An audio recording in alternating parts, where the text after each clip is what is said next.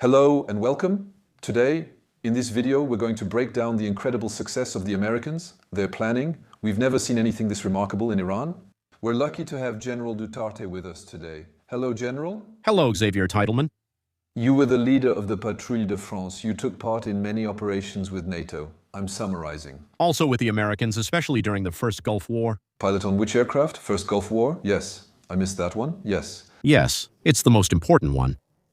And then I flew all the French aircraft of the time, Fouga T-33, Mystère 4 Mirage F1, Mirage 3 Mirage 2000 Alpha Jet, Jaguar, and Mirage 2000 RDI, then a little flight in the Rafale as a gift from Dassault at the time. That's already a long list. We're going to talk about Iran now. Yes. Planning an operation, apparently, with the goal of changing the regime through aerial bombing. I'm not sure, no. Non, The American idea is above all to destroy Iran's capacity to cause harm, and that's what it has in common, in my opinion, with Israel. Minimize Iran's ability to cause harm as much as possible. And if possible, a regime change, obviously desired by Israel and desired by the Americans. But everyone knows that it's an almost impossible mission from the outside, no matter what the results are.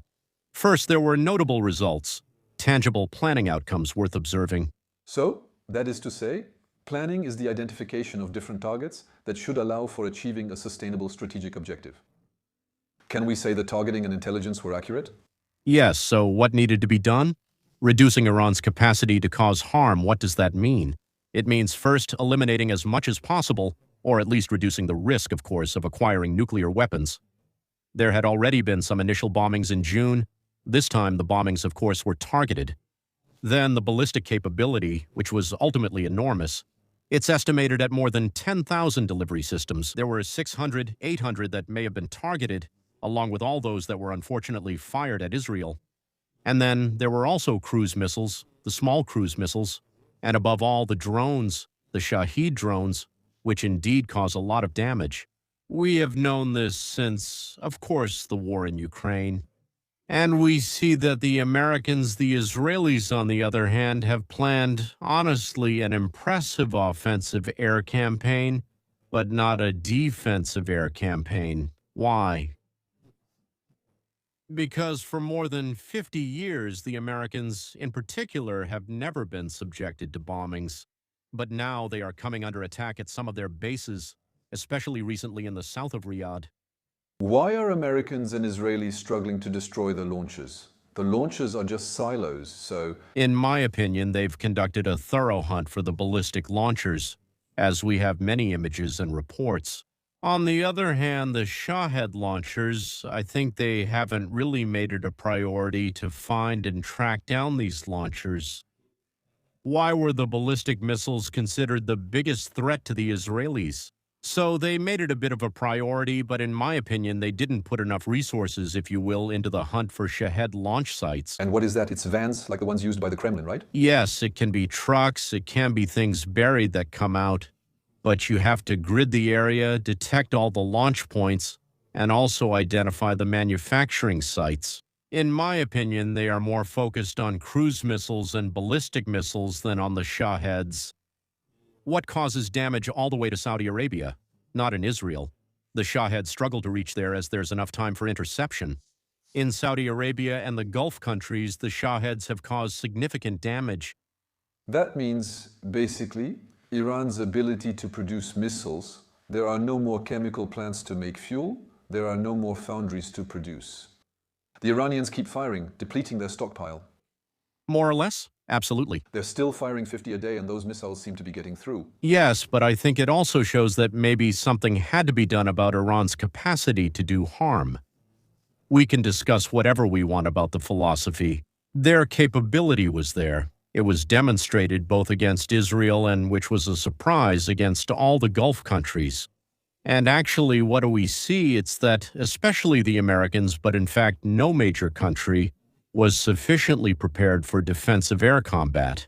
Defensive against what? Essentially drones, of course, ballistic missiles for Israel. We know their capability. We can also talk about cruise missiles. But this anti-drone capability is something that the Americans, the French, and Western countries in general have underestimated. They haven't learned from the war in Ukraine. So that means that when it comes to missiles, which are the hardest to intercept, especially ballistic missiles and some supersonic missiles launched by Iran, we were actually relatively well equipped. Absolutely. We know how to handle the hardest part. Yes, we know how to handle the hardest part, and the simplest part, we have it. So why is that? Because we underestimated this type of threat. We didn't learn the lessons from the war in Ukraine. And those little flying machines, the ones that aren't very expensive, well, fighter jets can handle them, but at what cost? At what cost? The cost of a Mika, more than 500,000 euros for a drone that's worth 25,000 or 30,000. That's something we know how to do. We've fired many of them. But indeed, you have to adapt, if you will, the interception to the type of threat.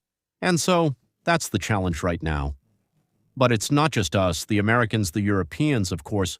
Only the Ukrainians who have developed capabilities live in at their own expense. Why? Because on average during the war in Ukraine, they have suffered 400, 500, 600. But as we can see, the Ukrainians today are being called on to help. They help a bit. Actually, they're the only ones supporting the Americans there and keep getting insulted by Donald Trump. It's still quite absolutely. It's paradoxical. Absolutely, but right now they're helping all the Gulf countries by bringing their expertise and everything. Everyone will learn quickly. It's unfortunate to be in this situation without having anticipated it. But what is it that... Because in October we learned about it, and from then on the Ukrainians said, be careful, if you go to Iran, you won't be able to intercept those Shaheds. The Americans in October made fun of the Ukrainians saying, that's your amateur-grade technology there. We don't need it. What is it that made our general staffs not understand this risk? And I want to say, and France, after losing a warehouse in Abu Dhabi and unfortunately having one of our soldiers killed in Iraq, when we know we've kept our eyes closed until now? But that's what realism is all about, if you will, of questioning things, of change, actually. You have structures. You know, the more standardized a system is, the harder it is for it to integrate people who are out of the ordinary or to adapt to things that change very quickly. And so, that's what we can call the lethargy of systems, actually, where someone eventually bangs their fist on the table. You need an operations chief at a certain level who says, okay, listen, now the priority is to defend ourselves against these types of threats, because they're the ones that can cause us the most damage the fastest. We're very well armed elsewhere, but not here, not here. And it's true that it's a lack of realism, of pragmatism.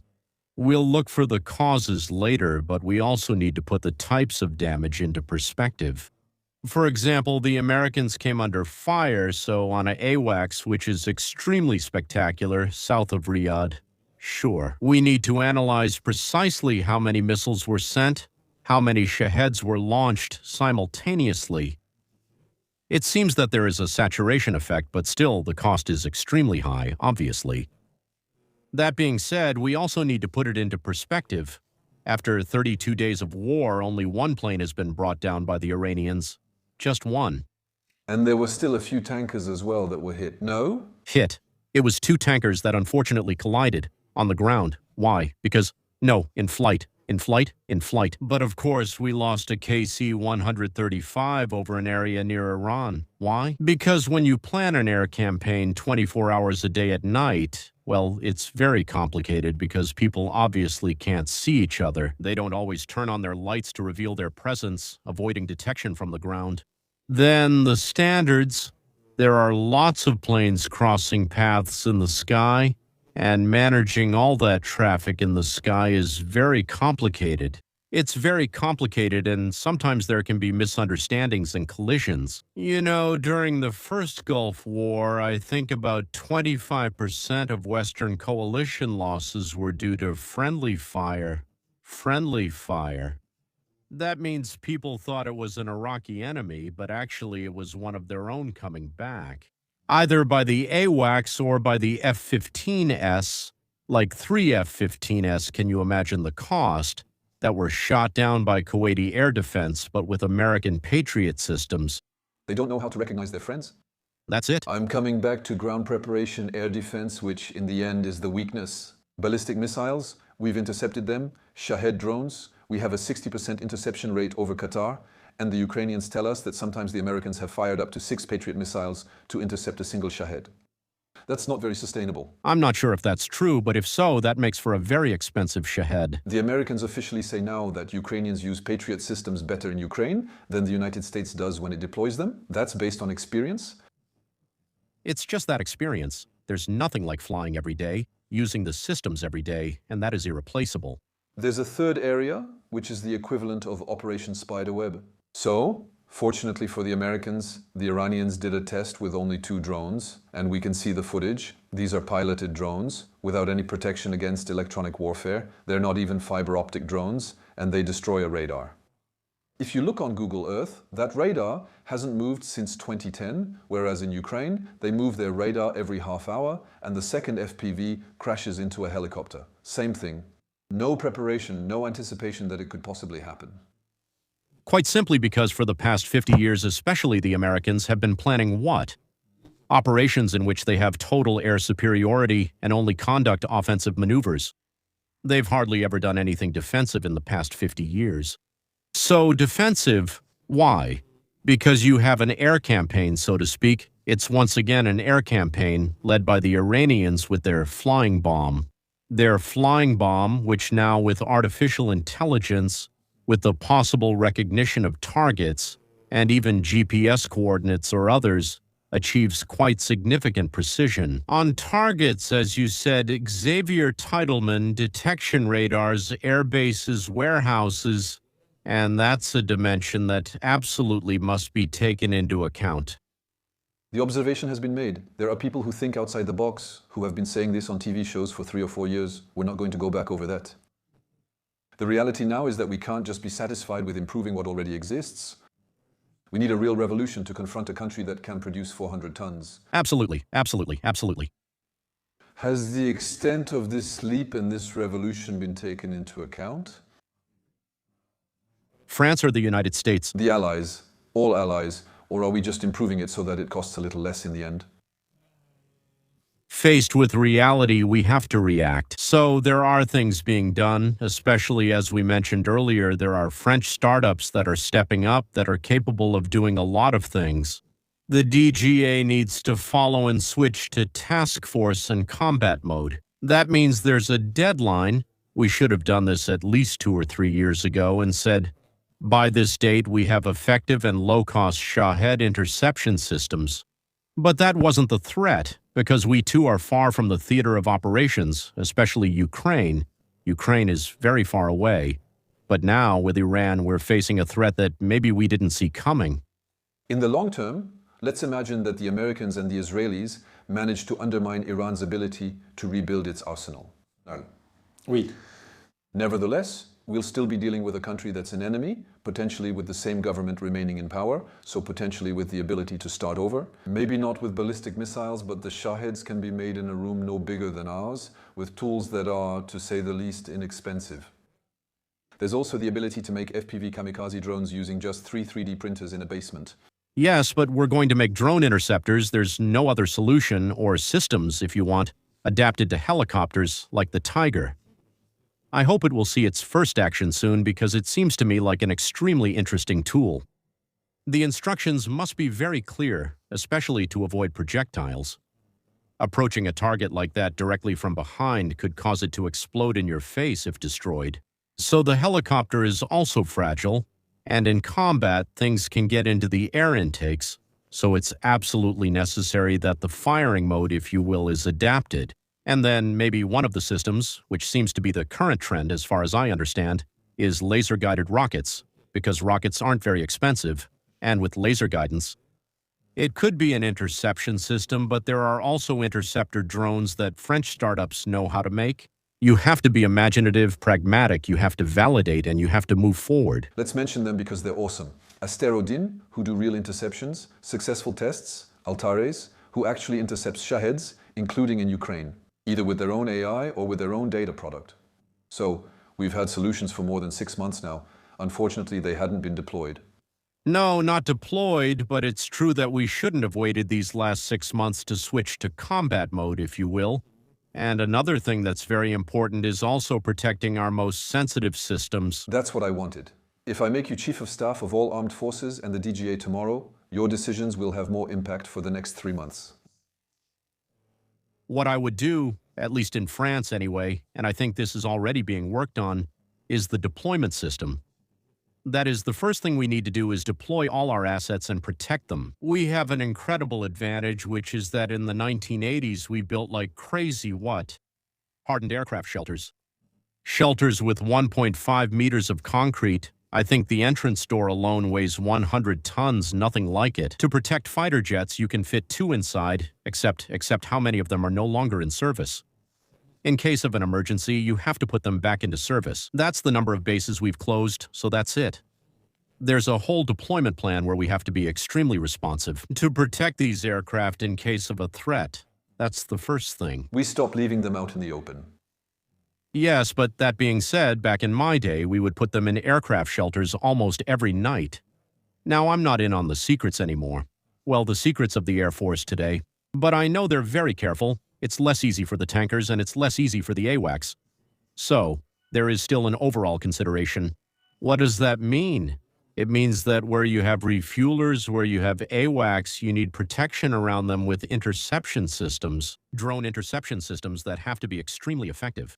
A mix of jamming, a mix of interceptors, and also a mix of protection with decoys or protective shelters. Should we wait until we can do it nationally, or should we buy Ukrainian while waiting for our own Ukrainians to be ready? They don't have all the defense systems, but they do have some. We don't have a choice. Anyway, it's already done. Let one thing be clear, there is still some work between certain military staffs and the lessons learned from Ukraine where we're trying to see, but we have to be very pragmatic and we have to be efficient. When it comes to sensors, jammers, all those systems, if we have nothing for 2 years, we buy and equip ourselves and then we move them. And then we develop what is needed. Why? Because it's also the dividends from the end of the Cold War. That is to say, since there were huge budget cuts in all the armies, some systems, especially French ones, but it's the same elsewhere, surface-to-air systems were no longer a priority at all. All right, if we go back to the starting point, the American planning in Iran for the offensive air campaign, what score would you give them out of 10? Oh no, but they did the job. Some things, no, never a 10 out of 10, but I'd give them 8.5, maybe 9. No, because there's still one thing that's concerning. One of the first Tomahawk strikes apparently hit a school in Iran, and that's tragic. We can't allow ourselves to do things like that. But for the rest, the air campaign, I think they did a good job. In fact, they took advantage of an opportunity, those famous 2 or 3 simultaneous meetings, to try to decapitate the leadership, to decapitate the entire power structure of the Revolutionary Guards. That they managed to do. There's an air campaign that follows. They seriously reduce Iran's ability to cause harm, but we realize that this ability was enormous. Lessons will be learned, especially defensively. So where is this headed? No one really knows. What we see today is that Trump is trying to come out on top of this campaign. It's not easy because it takes 2 to stop this campaign. So all scenarios can be considered, including going even further in the attack and maybe even taking 1 or 2 strategic islands in the Persian Gulf. That's an issue. As for launching an amphibious landing in Iran, I don't really believe it because you still need resources, and it's extremely dangerous. For those resources to arrive, they have to pass through the strait. The Strait of Hormuz. Yes, you can bring them in from the side. We're just across from Saudi Arabia, Iraq, and Iran. En hélico, alors, ouais. Voilà. And then discussions, actually, not to have a regime change, but a regime we can talk to in order to stop the operations. Because there's a lot of talk about the campaign not fully achieving its strategic goal of overthrowing the government. But the situation in Iran isn't good either, after all. There have still been many targets that have been dealt with. Iran's ability to deal with a future uprising of the population, etc., maybe it won't be the same as in the past. That's what we hope. I have 2 more questions about the scores. Go ahead. Offensive 8 out of 10. No, I said 8.5 out of 10. 8.5, that's bad. 8.5. 9, defensive. Defensive 3. 3, and political planning. The additional means. For planning, you have to ask Mr. Trump, but history will judge. But that being said, it's easy to criticize. That's why I still want to be measured. Maybe someone had to do the job. Could we really let Iran arm itself like that with that destructive power and maybe reach that level? No, but the real question is whether they could have anticipated the need for minesweepers in the Strait of Hormuz. Absolutely, it was somewhat predictable. The last American minesweepers in the area were scrapped last January as they reached the end of service and were not replaced. That's absolutely right. But apparently maybe there's not that much to clear today because for now there are still ships passing through, and not only to export oil to China and India. So, if you will, the mines affect everyone, so in my opinion there aren't that many of them in the strait right now. Well, we'll wait and see. This video is being recorded at the very end of March. We'll see if future developments, by the time this video is released, prove us right. Will they reach their strategic objectives? I might be more critical than you overall. No, but I didn't say they would achieve their strategic objectives. But what is undeniable is that they've carried out an air campaign that has significantly reduced, at least for a while, Iran's ability to cause harm, and that's already something. I personally would have expected United States allies like Saudi Arabia and the Emirates to take part in this campaign to destroy Iran's offensive capabilities. They don't want to, and politically it's complicated. Yes, very, very complicated. We'll see. A big thank you. General, thank you, Xavier Teitelman. We hope you enjoyed it, and we'll see you very soon.